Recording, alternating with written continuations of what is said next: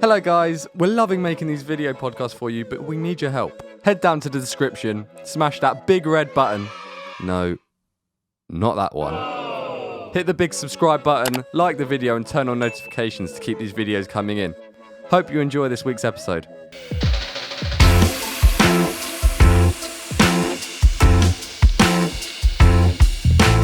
I know that this is recording, so we'll go with it. Well, wasn't.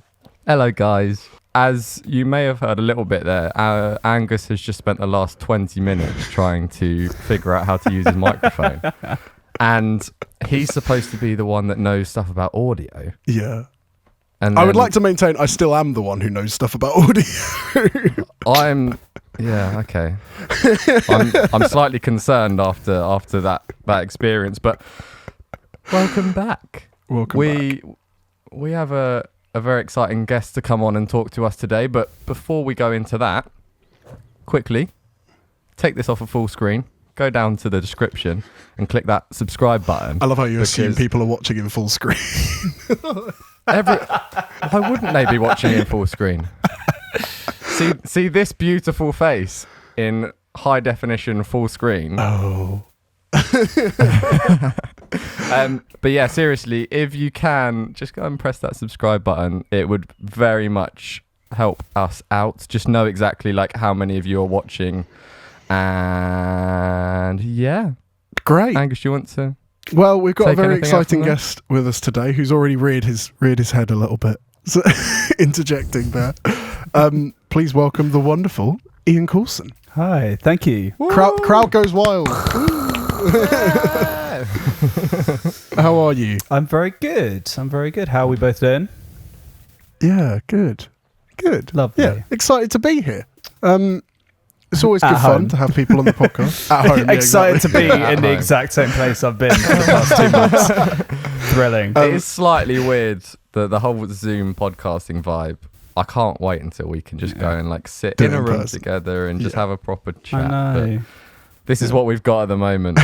Needs must, innit? Needs must. Yeah. Well, it's so good to have you here, Ian. Some people might not know who you are, so Yeah. I'm going to give you 30 seconds to explain yourself. All right. And you've already had some time to think about it because this is the second time we've done it. Nah, I don't know what you're talking about. This is first time through. 5, 4, 3, 2, 1, go. All right. So I am a director, DOP, editor, anything vaguely visual, man of what's the phrase? Jack of all trades. Jack of all trades, master of none. Some might say, but yeah. So 10 seconds. General content creator. I live in Brighton. I have been doing this for 3, 6-7 years. Do a lot of music There we stuff. go. That's it. Is that time? That's it. There you go. No more. We don't care about any more. I That's think- the end of the podcast. Bye-bye. Thank you for having me. That was very good. That is it for this episode. Yeah, brilliant. Well, it's so good to have you here. Pleasure to be we wanted here. We wanted to have you on for weeks. Actually, you've been on our list. So it's so good to have you here. We learnt a lot about you then, but we're going to learn a little bit more now. Lovely. We got these quick fire questions. So you have the first thing that comes to your mind. All right. About 3 seconds to answer. We're switching up a little bit. These aren't just the my chair just went down. These aren't just the plain questions that we've had before. All right. Some of these, they require a bit more thought. Spicy. But first thing that comes to your head. After 3 seconds, I'll move on to the next one. All right. So, gotta be quick. Ready. Okay? You ready? Ready. Here we go. All right. On the scale of 1 to 10, how good are you at keeping secrets? 8. How loud do you snore? Between 5 and 9. Fill in the blank. Taylor Swift is A singer. the last song you listened to. Myself humming. I'm not sure that counts, but we'll go with it. Indian or Chinese? Oh, Chinese. What do cows drink? Water. And what do you put in a toaster? Bread. Grab the nearest thing to you that's the colour yellow. Well, there's yellow on the mic stand, but that just sends everything tits up if I do that. Oh, hang on. Here we go. Oh gosh, I can't pick it up. There we go. It's a plectrum. What is it? Yes. Oh, What is that? It's a Oh, great. plectrum. You also have yellow on your t-shirt. Oh yeah, that's true. Yeah. That's true. Whoops. Literally just every love how you were time. like, I love how you were like, there's yellow on the mic stand, but I'm not going to do that. As if we hadn't had enough issues already. Yeah, that would literally. take a turn for the worse. Exactly. Well, that's great. I think you did quite well with that. Thank you. Some people just don't. Some people buckle under the pressure. Like, Yeah. 3 seconds to answer. It's a quick, I mean, Um, I'd say 3 seconds is excessive. Oh, really? Maybe we should. Oh, well. Really? Well, Oh. now we're going to reduce it. Yeah. aren't we? And everyone can blame you, so it's fine. I'm happy to be blamed. 2 1 seconds to answer now. Quick. Yeah. Well, it's great to have you here, Ian. Thank you. You did. You said already you're a videographer, film director, DOP, all of the above. So, what would you describe if you were the Home Office have called? Mm-hmm. They're gonna. I don't know why I'm about to say this. They're gonna deport you, even though you were born here. Okay. I mean, And they're if saying- the boot fits, right? And they say, what is your occupation? What would you, the 3-word, what would you summarize your job as? I would describe myself as primarily as a filmmaker. Okay. Some people know me as a photographer, some people know me as an editor, but all round, I would classify myself as a filmmaker. Would you say you spend the bulk of, is it fairly even sort of how much time, if you were sort of to divide it up, is it fairly even, or do you spend the bulk of your time doing one thing, or? It's kind of seasonal, to be honest. Right. So a large part of what I do is here we go, another job title for the mix is kind of content creator for labels and management and artists within the music industry.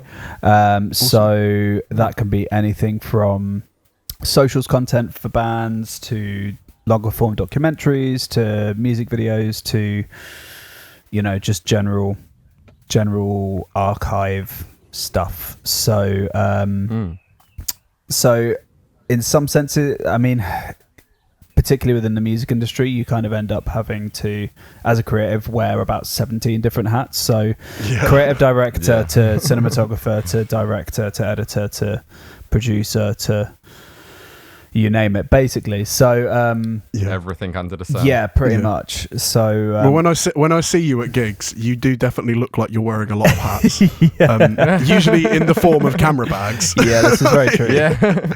You do sort of like, you can spot Ian in a crowded venue Because he's there's about 6 foot either side of me. Because Yeah. gangway as he just like charges Coming through. through. Stampede. oh yeah. Yeah, amazing. That's amazing. How did you get into that sort of stuff? What was like kind of like the starting blocks? It's interesting actually because I've talked to a lot of friends and colleagues who do a similar kind of thing to what I do, and a lot of people just kind of they always wanted to get into music, and for me it's kind of different in as much as I grew up being in bands.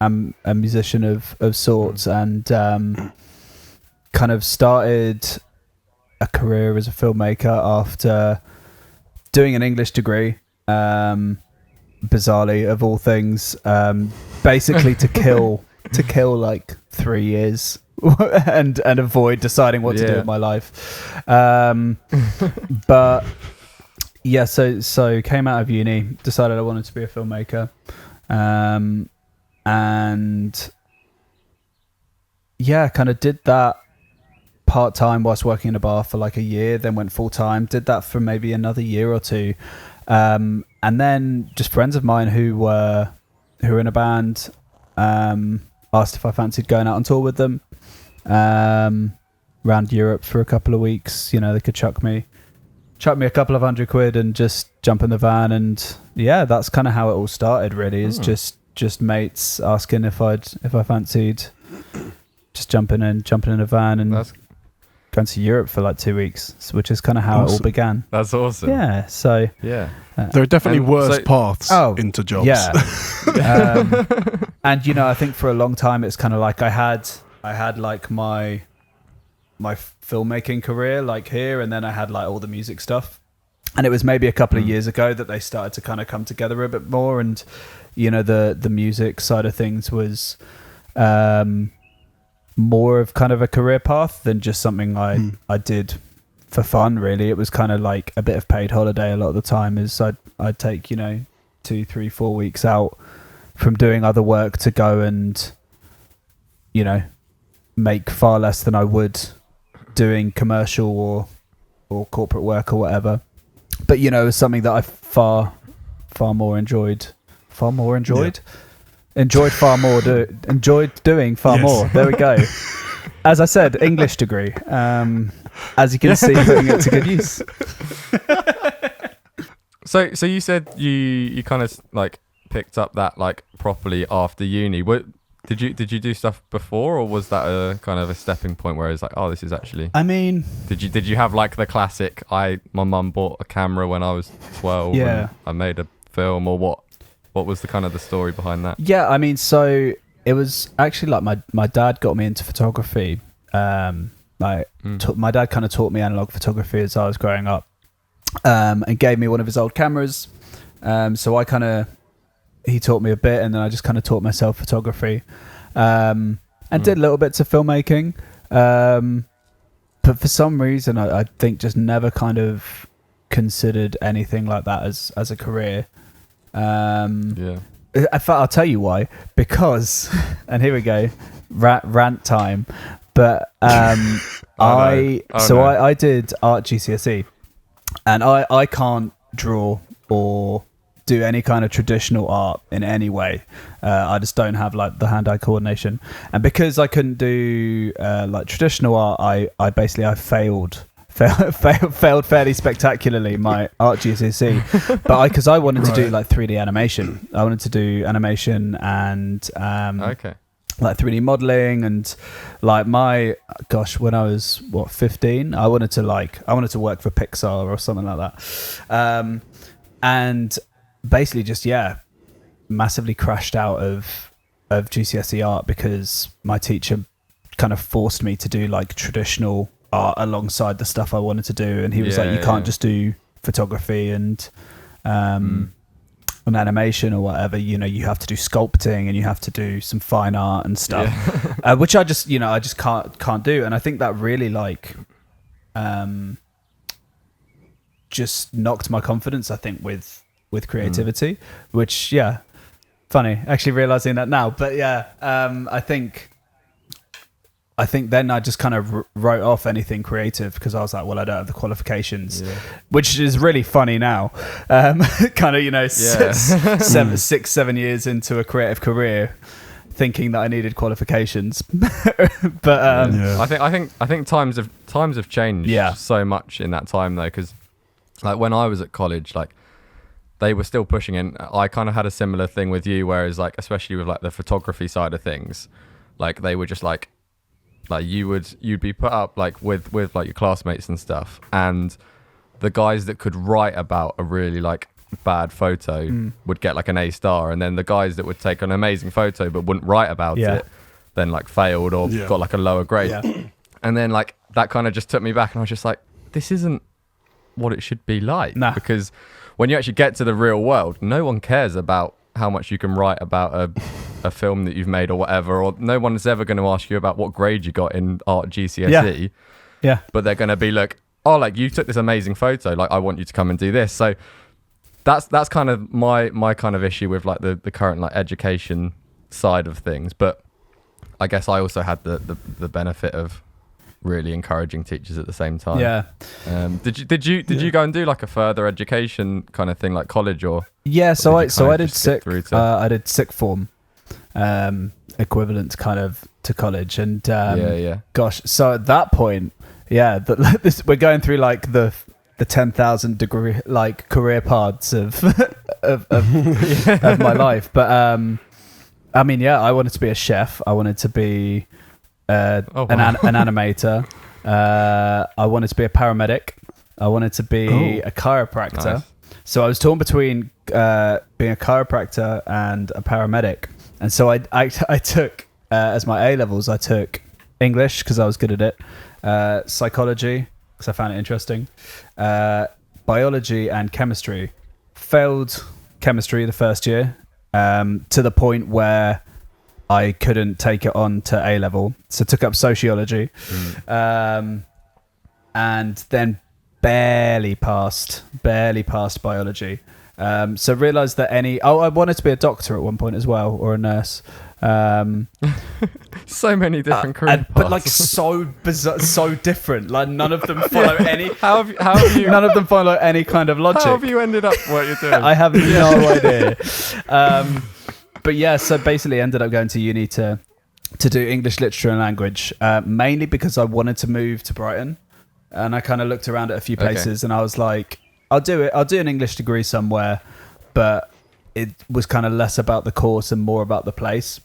Right. So yeah, got accepted to Brighton Uni, did that, and basically because the way it all kind of like ended up feeding in together was because obviously Brighton Uni is such a kind of media creative arts focused uni. My degree course was coupled with, what was it? I think it was literature and media studies, and so we got the same optional modules that they did. So I ended up as part of an English like straight literature language degree, doing a module in photography, a module in documentary, and there were some other weird ones as well. But just basically because, you know, it was something different to the degree, and I knew there were things I enjoyed, and basically kind of did those modules and went, oh yeah, like I'd totally forgotten how much I enjoyed doing this. And long story short, kind of the uni asked to use, like, entered one of my films into Brighton Film Festival, asked to use like my work to kind of ironically promote the course that I wasn't actually officially on, in as much as I got it because like it was part of the media studies strain, which I wasn't doing, but because the way it all worked, we got the crossover. So yeah, bizarrely had some of my work used to kind of promote a course that I wasn't actually taking. When you were doing that work, were you using like uni's gear? Did you have a load of equipment? What were you sort of?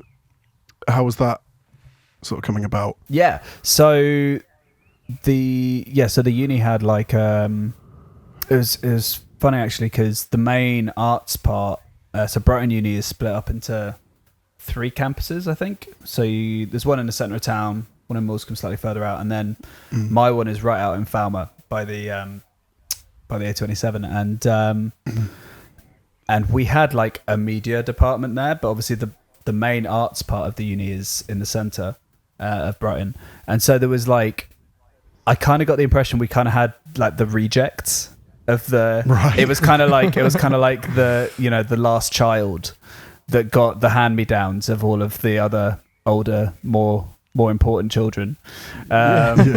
So yeah, we had some gear and stuff which we used, and I think I think for one of my final projects I borrowed my girlfriend at the time's camera to film on, which was like I think like a 600D or something like that. Right. Yeah, the classic. Yeah. Classic. And then it was going into my final year when I was kind of like, oh, maybe there's something in this. Maybe there's a career here. Who knows? Yeah.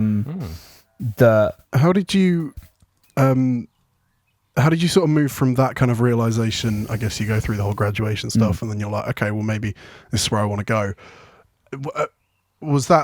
Did you then just commit basically time going, I'm going to part-time go and film weddings and stuff like that? Or was it fairly sort of progressive? Yeah. So, I mean, so what happened first was during my final year, my parents, bless them, actually for my 21st birthday, got me my first camera, my first kind of proper camera, which was a 550D. Great. Nice. Old Amazing. faithful. And so kind of they kind of did that. I think had some inheritance money from a grandma who'd passed away, or I think it was, and Yeah, so they that kind seems of to always be the way. I know, That's always right? the way that people buy cameras. yeah, it's thanks to dead relatives. Write it on the tombstone. You bought me my first camera. You bought me. The foundation of the creative industry is built on dead relatives. Oh no. That's a quote for Instagram. Clip that. There we go. And you can quote me on that. Please don't quote me on that. It is such a common thing, though. Yeah, no, such a it common is. It's thing. like I actually know, and I think, but in many ways, I think it's actually a really nice sentiment because I think, it's a way of, and the way my parents kind of explained it to me was they're like, we think you've got something, we think you've got ability or whatever, and we want to invest in that, and we know that like your grandma would want to invest in that, so it's like it's kind of like continuing legacy and all of that lovely airy fairy stuff. It's got deep. Yeah, I know, right? So anyways, I was then incredibly poor for a good year or two. Basically, as is the way. Yeah, with graduates. So it's basically kind of came out, was working. I became kind of, in many ways, here we go, another career path, kind of became a bit of a career bartender for a little bit. The term we'd use is mixologist. Mixologist. Yeah, so I kind of worked at various cocktail bars. Just like it became a bit of a hobby that, basically trying to enjoy minimum wage work. Yeah. So yeah, I'd kind of, whilst I was at uni, had worked in bars and kind of worked up into cocktail bars. And I remember distinctly, it was came out of like graduated uni, was working like 60 hours a week or something stupid in a cocktail bar, and trying to figure out how on earth I could get into an industry that I had no qualifications for, or emailing production companies being like, I like to make films. I like cameras. I don't have anything to show, but I really want to make films. Let me make films. So that was kind of how it all started, really, trying to figure out how on earth I could get into an industry that I had no experience in, no contacts in, because it's not even like I'd gone to an art school where they were able to go, well, go out and contact this and get an internship here. And it's like I was going in dry, like completely cold. And so basically got offered a bar manager position at another cocktail bar, quit the bar I was working at, had a couple of weeks in between. And as soon as I stopped kind of, working, I was just like, I hate this. I hate working in bars now.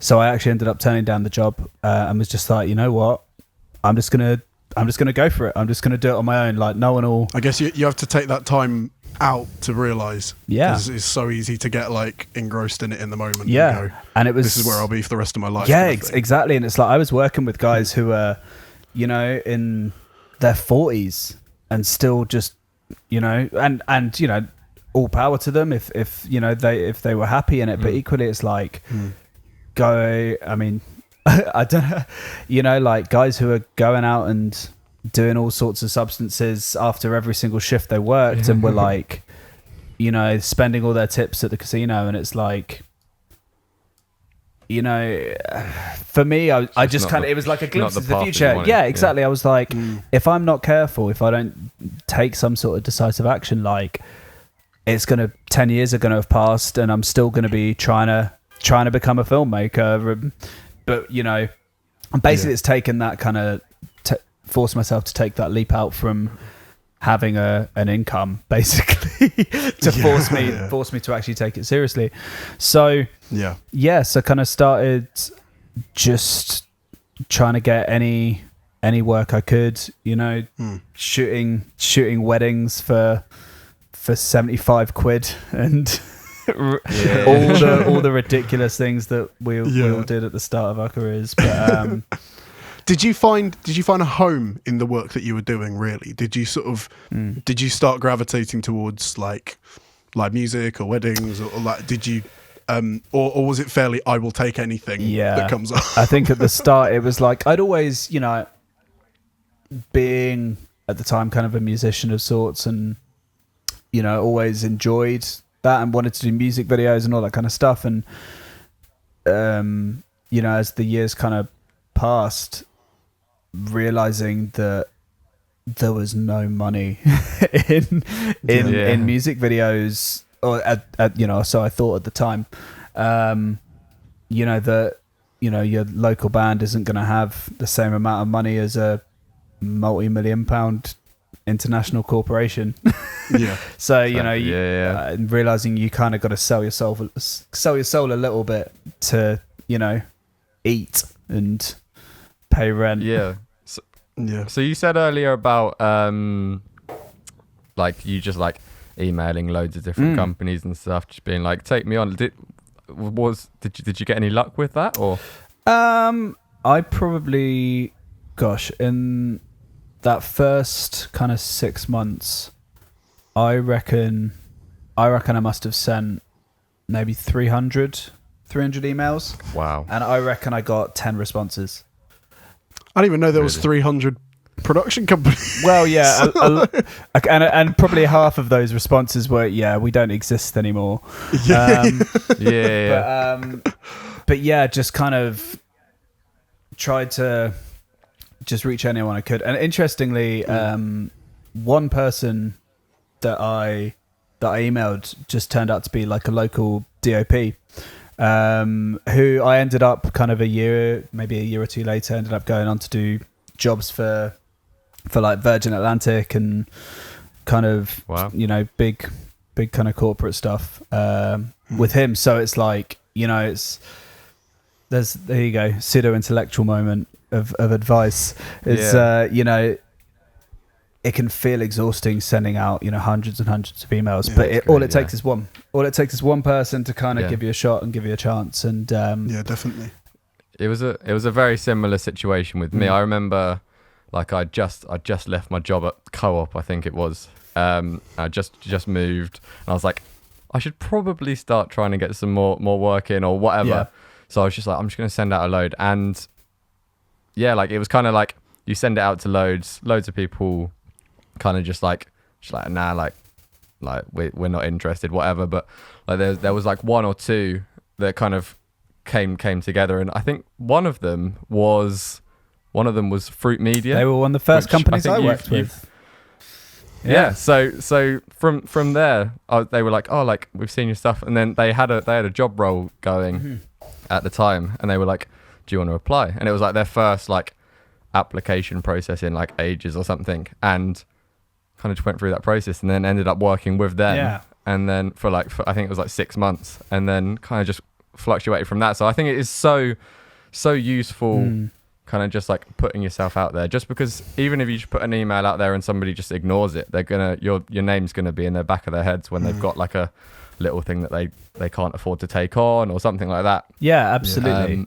And actually I think it was kind of like a mutual friend who hooked me up with Jay at Fruit Media initially, who, big shout out to Jay. Jay gave me Jay was one of the first few people to like give me a shot.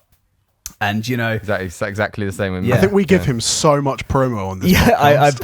I bet. We have spoken about Jay more than we've spoken about ourselves. Love Jay. Jay's a legend, we're not going to stop here. We're not going to stop here. No, definitely not. Jay's a legend, man. He, like I said, I was kind of going around, however old I was, like 21-year-old, fresh out of uni, just kind of like, I want to for camera, I want to make films.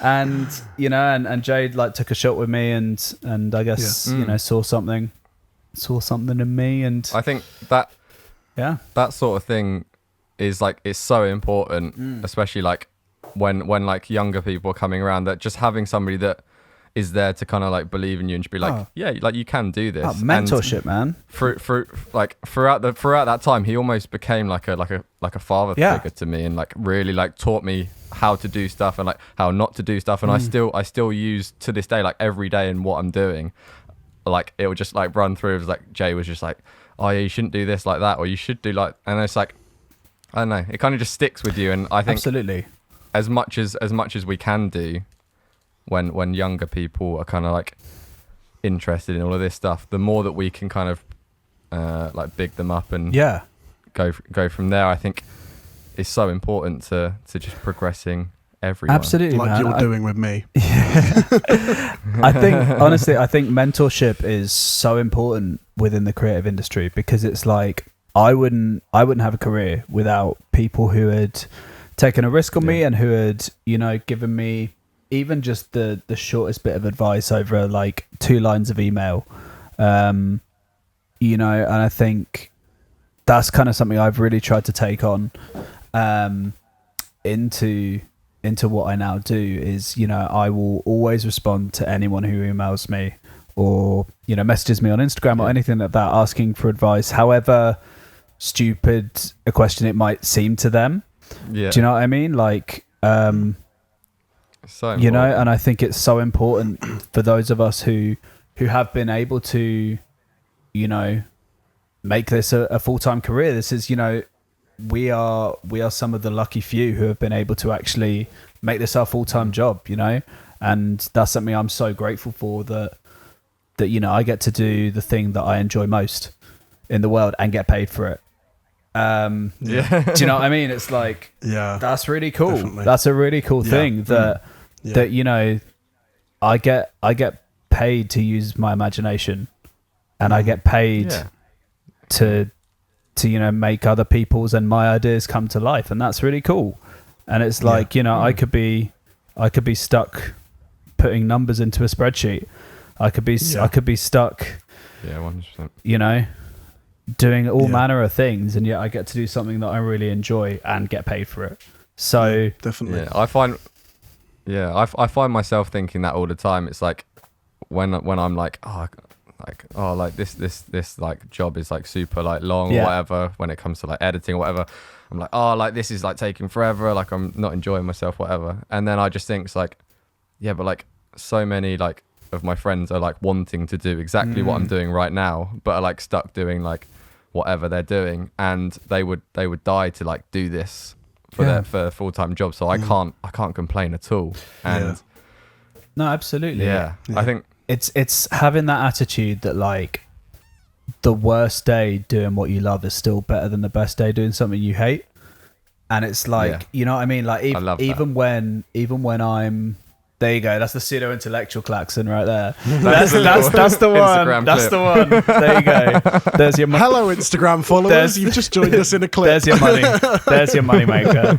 But I think it's like, you know, I have to remind myself that on days where it's like you say, you got a really boring edit, or I'm having to do my taxes, or I'm having to just do general email admin, or try, you know, whatever it is that is something that just isn't interesting to me. It's like, this is still so much better than doing anything else that I don't enjoy on the best day of doing that job. So it's like, and I think it's important to, you know, it's important to not become disillusioned with that. And, you know, I'm definitely guilty of it. I'm definitely guilty of like resenting my job at times, which is dumb, you know? Yeah. Off the back of that, what do you think your favourite part of what you do is? Like, what's the bit that you go, when you're thinking about what I love about my job, this is the thing that comes to your mind? Interestingly, I think it's kind of simultaneously my favorite and least favorite thing is when, and I've had this recently, when I have people come and, you know, it's friends or whatever, and it kind of becomes a bit of a passion project, and they basically just go, you know, you have completely free creative reign. Those are always the jobs that are the hardest. Not right, as in like technically, Like those are always because though I never will do anything simple, and I love having complete kind of creative control, but I always make things so difficult for myself. I just finished one of those kind of projects for a friend of mine who's a musician, and we did like a one take kind of music video, but on a 360 camera, and it's basically just literally weeks and weeks of like frame by frame masking of individual clips, because it's basically just like continual rotation of the camera, and everything changes each rotation, and like my gosh. Was this Josh Gale? No, it wasn't. It was at Josh. It was at Josh's house. Interestingly, we used his house for it. But no, it's because I know he's done something similar with 360. Yeah. I remember watching. No, it was where's he from? Nottingham. Friend of mine called Luke, who is a very talented singer-songwriter. But awesome. And like that was kind of, he just kind of went, I've got small budget, totally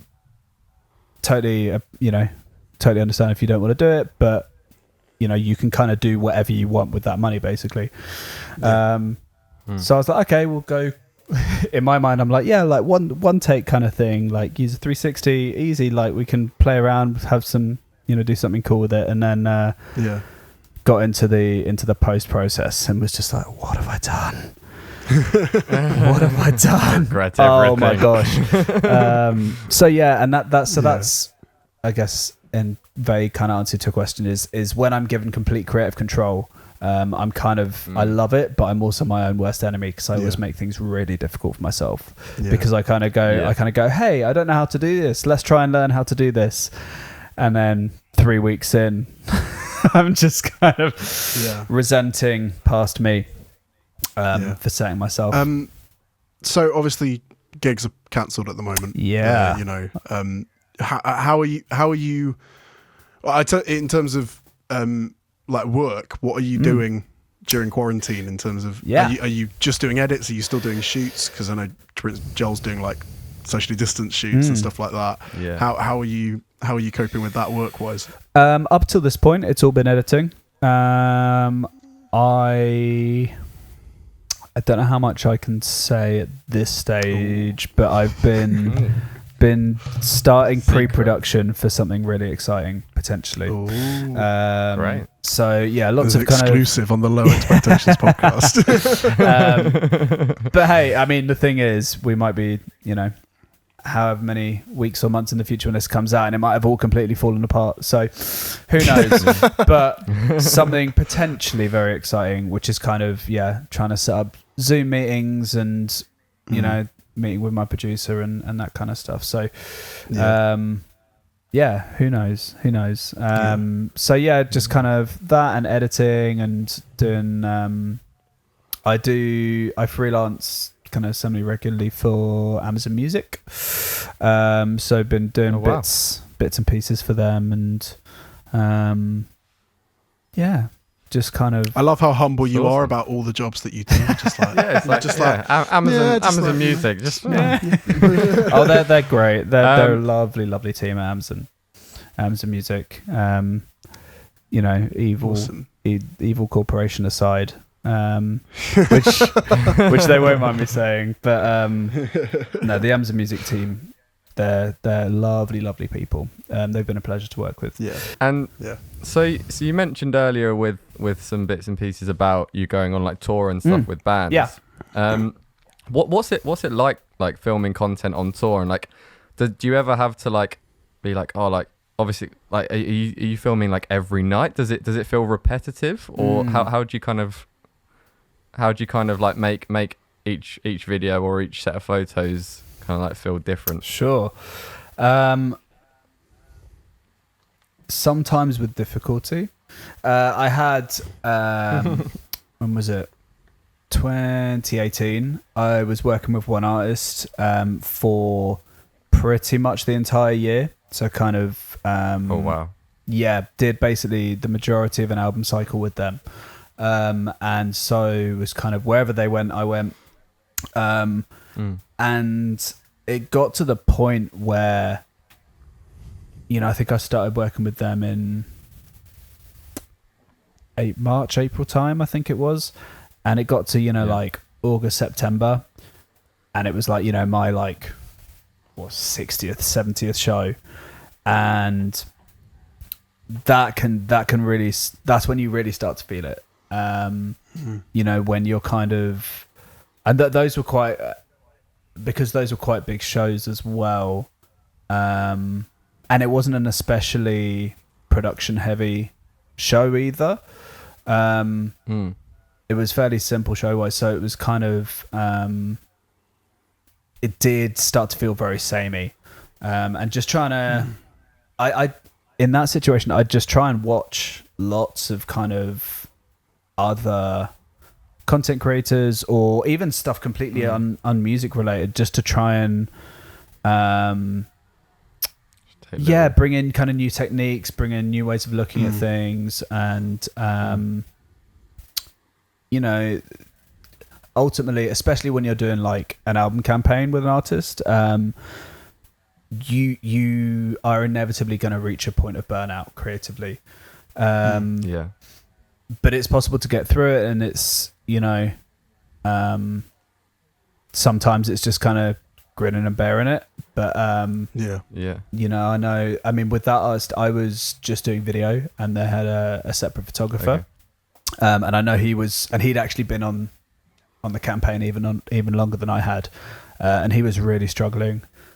We were both kind of really struggling by the end, just to, I guess, invest emotionally in like what we're doing, just because it was it does get very monotonous, when you're shooting the same show for like, I mean, for me, 6-7 months, basically. So, but yeah, I mean, but then there's some artists who, there's, in fact, the band that first took me on tour, I've now worked with been touring with for 5 years. And, I dread to think how many shows I've shot of them. And we're actually kind of working towards a kind of long form project in the future, which we've been working towards for a year or two, possibly, maybe a year and a half now. We've been kind of working towards putting something together. But have you on the sort of, obviously you talked about sort of the burnout on tour and stuff like that, and obviously there are times when it can get very stressful and all this sort of stuff. On the flip side of that, have you got any like stupidly funny tour stories that are like that are PG and how PG? Family friendly. I mean, is Poof family friendly? Give us one clean and one non Okay. And then we'll cut one of them. Yeah. The audience will know which one we've cut. Yeah, for sure. See, I immediately have a not clean one. I'm trying to think of a clean one. Let's go. Send it. Go for it. I'll go for this one. I'll try and think of a more family friendly one during. So I was. It was actually the very first night of one tour I was doing. Please feel free to name and shame. I know. I'm trying to decide whether to name and shame. I don't think I will, just because. In fact, I'm not even going to say the reason why, because. But I was with a band. And it was first night of tour. We're out in Europe, and one member of the touring party had imbibed gratuitously, let's say. Basically, he'd got really pissed, and we were all kind of in our bunks, and I think I was playing Switch or watching a movie or something like that in my bunk, and heard like a load of noise, and it was just like this smell. The smell was horrendous, and I kind of looked out, and this person was kind of like crouching down on the floor, and we're like, and a couple of us like poked our heads out, and we're like, "You're right, mate." Anyways, he kind of like looked up a bit like a startled deer, wandered off down into kind of the lounge of the kind of the bus, and And after a while, like fumbled around for a while, then wandered off, disappeared, like walked off the bus, came back like 5-10 minutes later, disappeared again, and then came back and went to bed. We're like, okay, that was weird, whatever. Next morning, our driver came up to me. I kind of saw him outside the bus, and I was like, "Oh, hey man, how you doing?" And he was a German dude who has been like you'd call them like a road dogs, like guys who have been doing it for years. He's like, he like tour managed Green Day like when Basket Case came out, and like he was like been doing it for years and years. Anyways, and he was I was like, hey Freddie, how you doing? He's like oh, morning. I came out this morning and I found 2 shits by the bus. and I thought, oh, maybe is some drunk guy is shit by our bus. And then I look next to it, and there's serviettes with the name of the bus company on it, covered in. And so basically, this guy had just crouched down next to, having nowhere else to go, crouched down next to, and did his business, and then wiped himself clean with serviettes off the bus. Well, at least you know that he wiped. He didn't just like this is true. This is true. I like that. There There you go. I like that story. Let's keep that one. I think that's clean enough. Okay, good. Oh, We'll do I was that going to one. say that's kind of like a middle of the road one. Yeah. Oh, I can wow, imagine great. they can get pretty bad. Yeah. Obviously, with touring and stuff, you'll be away for like months sometimes. I guess. How do you kind of juggle like tour life and like family life? With difficulty. No, it's definitely been like it's definitely been a learning process. And I got married 3.5 years ago. And gosh, we've been together for Is that Ella? Has the dog come back in? dog, and I don't know what she's. Oh no. Okay, she's fine. If we see a C-stand collapse on Ian, Everything will come in. She's just on the sofa. Can we get the dog on the podcast? Hang on. Let me grab her. Yes. This is going to be great clickbait thumbnail material right now. Go on, Angus. Give us your best shocked face.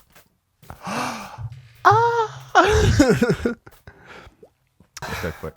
Yes. There she is. secretly, we only got you on the podcast so that we could see Ella. This is Ella.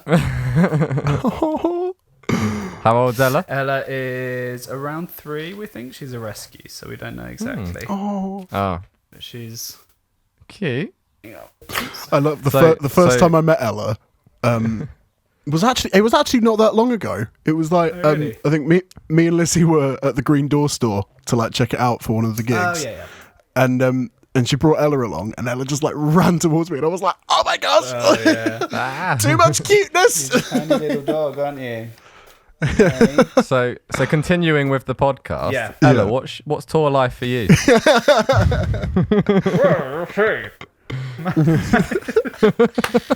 we Lizzie and I have a whole load of different voices for her. Most of them kind of end up sounding like Sloth from Goonies.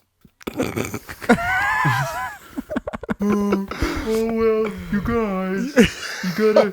Hey, you guys. See, the thing is, with being a dog in the creative industry, it's important to remember. I don't know. Anyways,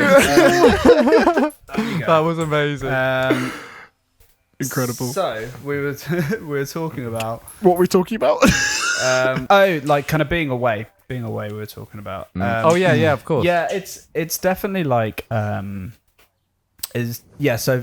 was it. My wife. We're talking about my wife. Yes. Yeah, I think when we first got together, because we've been together now for 8 years, I think. Oh, wow. 7-8 years, and like I was working doing kind of, you know, filmmakery things, but I hadn't started touring then. And so it's definitely been part of our relationship has been kind of adjusting to me being away. And kind of mentioned like a couple of years ago was away for, gosh, I reckon probably about 8 or 9 months of the year.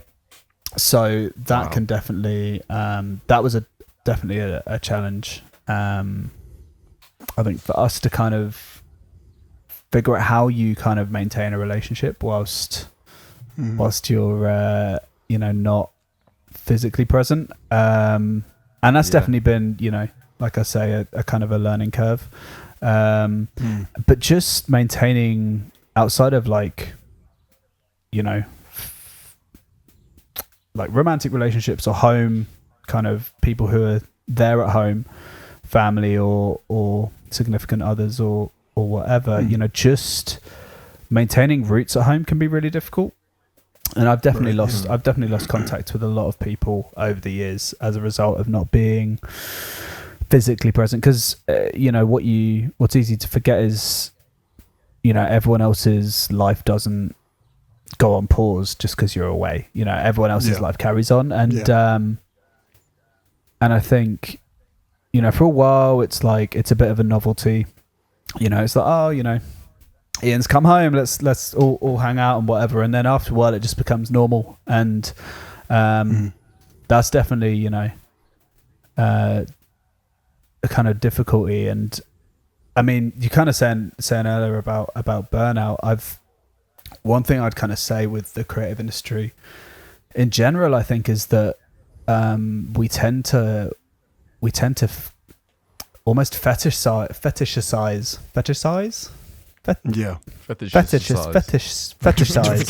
We tend to fetishize like burnout and busyness, and it's like it's a badge of honor to you know, it's like the hustle and the grind and all this kind of stuff, and it's like, which actually I think can be really dangerous terminology. You know, as someone who has experienced like true like mental burnout multiple times in their career, it's like it's really important to actually get a balance. It's like, it's so important. You have to, you know, to be successful in the creative industry, you have to have drive, you have to have you know, you do have to grind, you do have to really work at it, but it's so important to not do it at the expense of your mental health or your relationships or anything like that. It's like, you know, your career will still be there.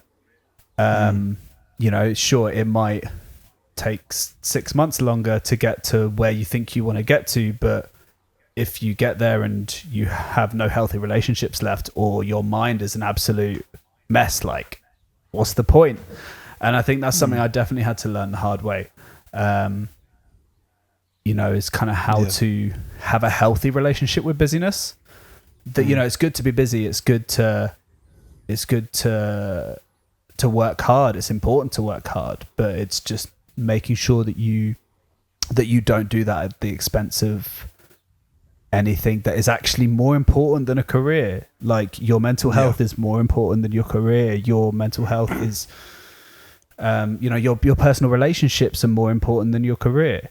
And I think there is this, like, people, there's this fetishization of having to always be, you know, giving 110%, and it's you know, work is the most important thing. If you're creative and you're not working 24 hours a day, then you're not working hard enough. And it's like, and you need time as a dangerous. break It's a rest. It's a really dangerous example to be setting to young people coming into the industry. Like, I know in so I do some work for like game developer conferences and stuff. And in game development they call it crunch. Crunch is when you know, like, the game's about to launch and it's like overtime, people do stupid hours, and in game development world, they've been really kind of through unions and stuff like that, they've been really trying to cut down on it and really address it because it's having a huge impact, and it's always just been normal. And I think it's, you know, it's not individual to filmmaking. It's, you know, like I say, in game development, in all kind of the arts, and, you know, there's this glamorization of a lifestyle that encourages burnout and is not healthy. And I think it's important to, you know, be encouraging people to absolutely work hard and absolutely chase what they want to do and be willing to, you know, work hard to get there, but just so long as it's not at the expense of everything else that's important, you know? That was definitely pseudo-intellectual. I went full pseudo-intellectual. Apologies. I do think that I had that kind of issue, especially when I was like growing as like a filmmaker. I was like, oh, like I need to be working harder than everybody else, otherwise I'm not gonna get to where I want to be. Yeah. And my kind of thought process is like, I want to be better than any, like I want to be the best that I can be, and I want to be the best at what I do. But there's so many times where I've tried so hard to be doing that, where I've forgotten that I am human, and I need to just take a step back and be like, there's been times where I've been like just cranking out like 5 a.m. edits every day, and I'm just like, this isn't healthy, and it's going to be affecting my mental health. It's going to be almost just taking a toll on how much drive I'm going to have later down the line. Like if I'm really like grinding this out, am I just going to burn out completely where I'm like, I don't want to do this anymore? And I think it's so important that, like what you just said, especially for like younger people and people that have been doing this for years, that it's so important just to take a step back sometimes. Don't always think like I need to be working 24/7 to get the results I want to. Work hard. Like I'm not saying just stop, like just do it at like a reasonable rate that's gonna help you mentally. And absolutely. I definitely think during lockdown, because I've been so stupidly busy with certain things, like there's been times when I remember, for instance, I had an edit that was about 2 weeks long. It was about 2 weeks of just solid work, and I remember going some days and getting to the end of the day and going, well, I haven't eaten today. Like I just forgot. I do that. Like I'm so busy. You just you know. And I know, for instance, you know, Joel, you've done like all-nighters in the past few weeks for certain projects, stuff like that. So I guess there definitely is, like, you know, we value all sorts of things in this industry. We value, you know, gear and creative ability and then also time. But like one of those things needs to be mental health, because you can have all the time in the world, you can have all the ability in the world or whatever, but like if you're constantly rammed and you're constantly just like as you said, like on the grind, if you're constantly working, there's never any space for personal development outside of that industry. And I think it's such an interesting conversation as well. It's like, where is the line? Where do we stop? In terms of just trying to get better. Wow, we could talk for hours about that. I mean, let's move it on to a slightly lighter topic. For sure. I remember I don't know why I still remember this, but my kind of first like knowledge of you was I was sat in my maths tuition class or whatever at school. Amazing. I think it was back in like 2015 probably. No way. And my brother sent me a certain proposal video.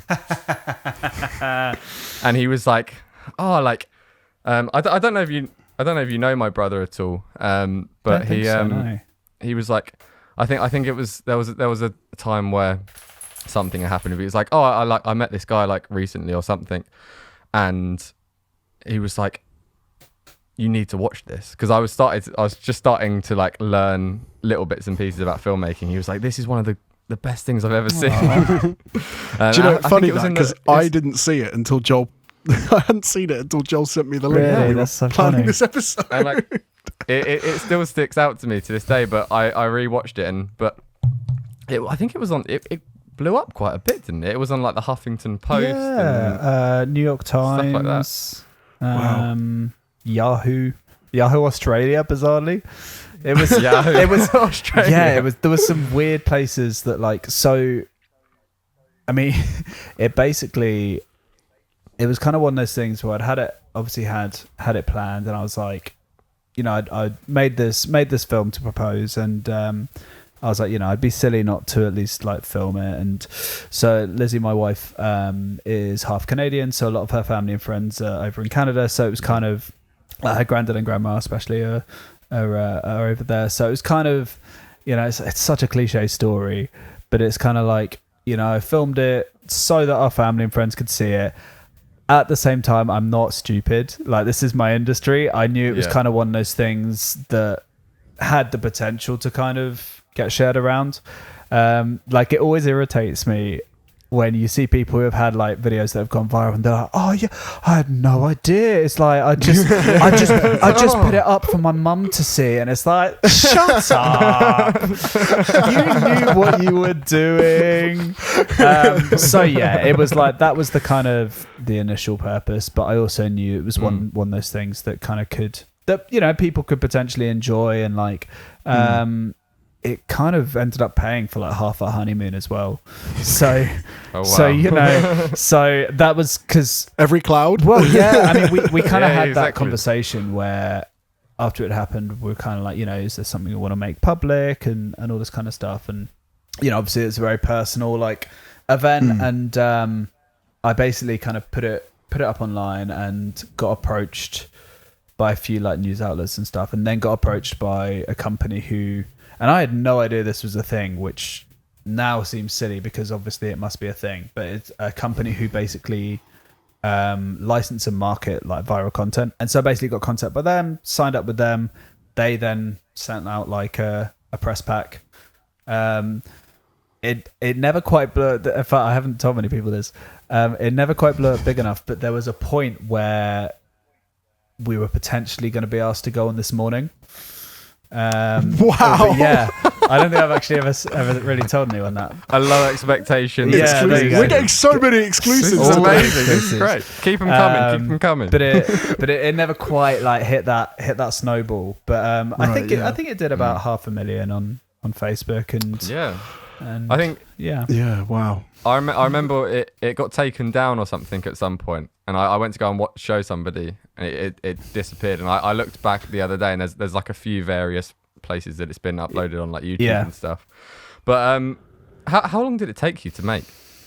From like initial idea, like from conception to like, it was probably about 6 months. From like having the idea, kind of planning all the stuff. I mean, there was it was funny because we kind of like, we talked about getting engaged and stuff, and so Lizzie knew it was coming, and just getting everything together for it, obviously trying to work a project like that around like actual work. And as I say, I'm definitely someone who is always seems to be busy, which coincidentally, like lockdown, I finished my last job maybe a week ago, and this has been probably the longest I've had no work on for years and years.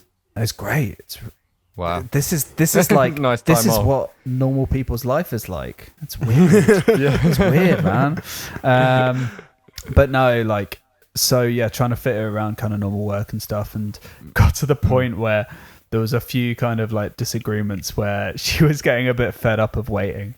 Because I wanted to, it to be just right, and like there's called in lots of favors, but in fact a mutual friend of all of ours, Zach Lower, of course. Oh really? Yeah, Zach helped me out a load with that. That's cool. Yeah, and another friend called Phil Harris did all the drone stuff. Who's there? I mean, both phenomenally talented people. So yeah, and then it was just kind of a case of putting it all together, really, and keeping it a secret, and keeping it a secret, and exactly, and kind of organising, people to be there to film it. Hiring a generator and hiring a screen and. Do you know, watching it through is like Ed Stoker just appears in the. I know it's great. It's great, isn't it? Oh, hi Ed. Yeah. The thing that I've always what did you tell her? Like, why? How did you set up that kind of like meet me in this field and see this big screen? What did you? She knew, but like I basically. So I was like, oh, I've got a film because I'll occasionally use her as like a stand-in for, you know, if I need to film some pickup shots and I need some hands or just need whatever. Shush. Hi Ella. And you know, I'll kind of use her for basically to save actually paying someone. And so I was just like, I just need to like film some pickup shots for a client. There was like the spot near our old flat where I'd initially asked her out. So it was kind of like a special place for us. But basically I was just like, we just need to go and film some stuff on the Downs. Walked up and we were almost there, and I was like, oh, I forgot my tripod. I'm just gonna have to run back and get it. And that was the moment when she was like, yeah, all right. So she kind of walked up and sheepishly. I love it. Like I've only ever seen like a few of them, but every time I'm like, do you reckon this is like staged? Do they know that? Lots of people thought it was staged. Lots of people thought it was a setup. Yeah.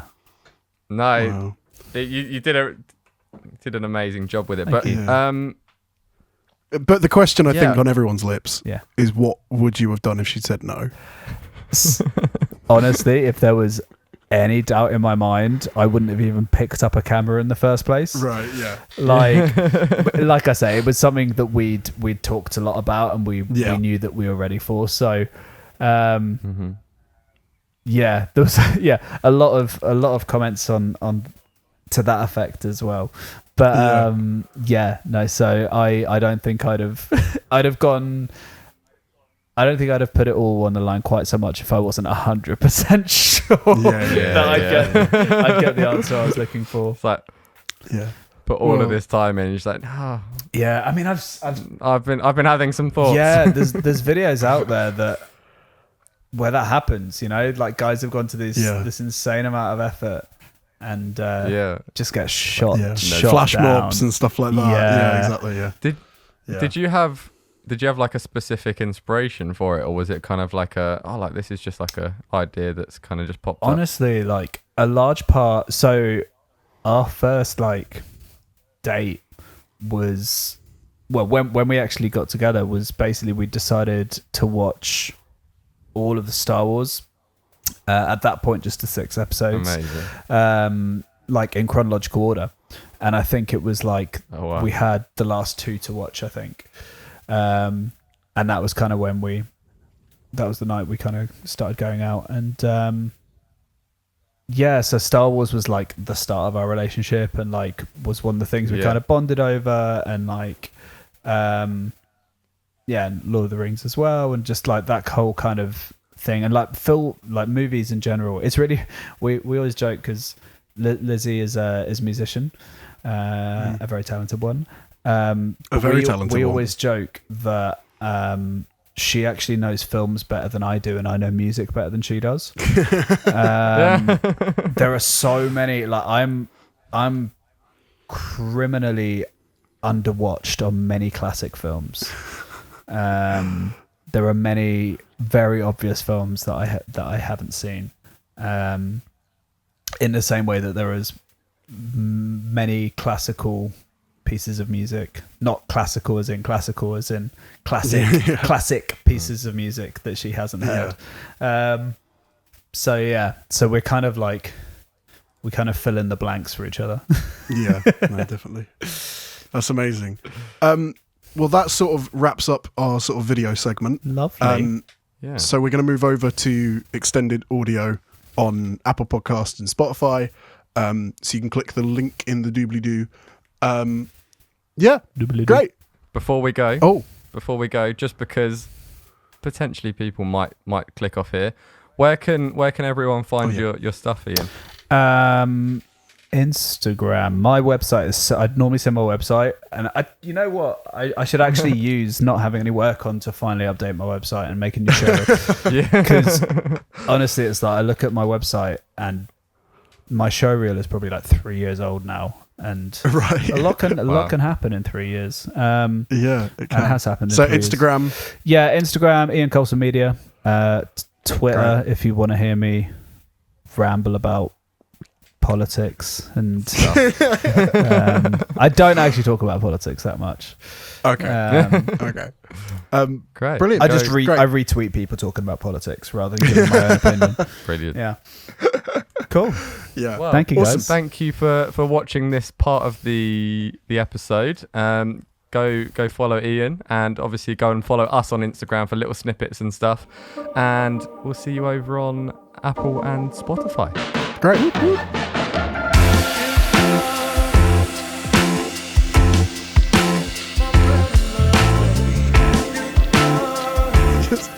It's not as effective as my squirrel anus corkscrew, but it's still a nice item. Ella's only got 3 legs now. Now been living on the street for 3 weeks. I haven't eaten. Yeah, we're going to go sit in a park and drink. And I'm like, great. Yep.